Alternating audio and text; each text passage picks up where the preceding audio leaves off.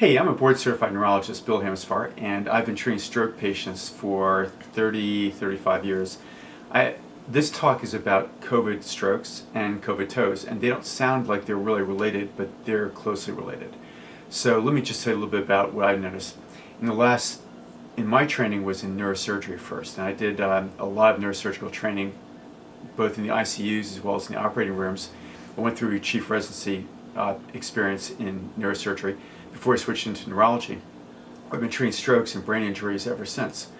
And so I'm probably one of the very few neurologists who have actually seen a stroke in the actual brain itself as it was happening, because that's what happened when we were doing surgical procedures. We're treating people with acute strokes or acute brain injuries or vasculitises or immune reactions that are causing stroke.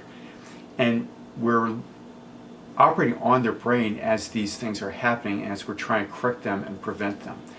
And what's really interesting as I look at people with COVID toes that have hit the news lately is that they look just like a stroke inside the brain. When you're actually operating on the brain, you've removed the skull and you've removed the surroundings of the brain. You can actually see the brain. COVID toes, the vascular damage from COVID injuries looks exactly like a stroke inside the brain.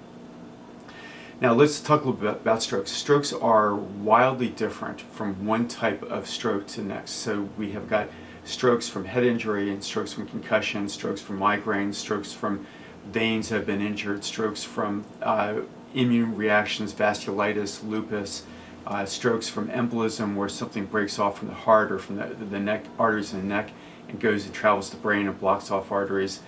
Strokes from changes in blood pressure, changes in metabolism in the body. There's lots of different kinds of strokes. And the amazing thing is that they all operate differently in the brain. They all need different things to recover from them, and they have different treatments to each of them. The COVID strokes seem to be a mixture of strokes. There's an immune reaction like we see with lupus strokes and rheumatoid arthritis strokes. There's meningitis strokes, frankly. There's a embolism that seems to be happening in some patients. There's definitely venous reactions that are happening in other people. And then there's something called a hypercoagulable state where the blood vessels just start to clot off on their own. And we're seeing all three of these happen in patients at the same time. This is radically different from other types of strokes. I've treated all these independently, and so I've got some ideas about how you can treat these things and also how you can prevent them for yourself.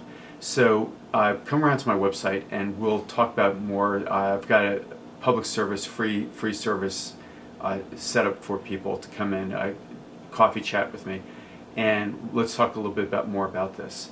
I'll see you there.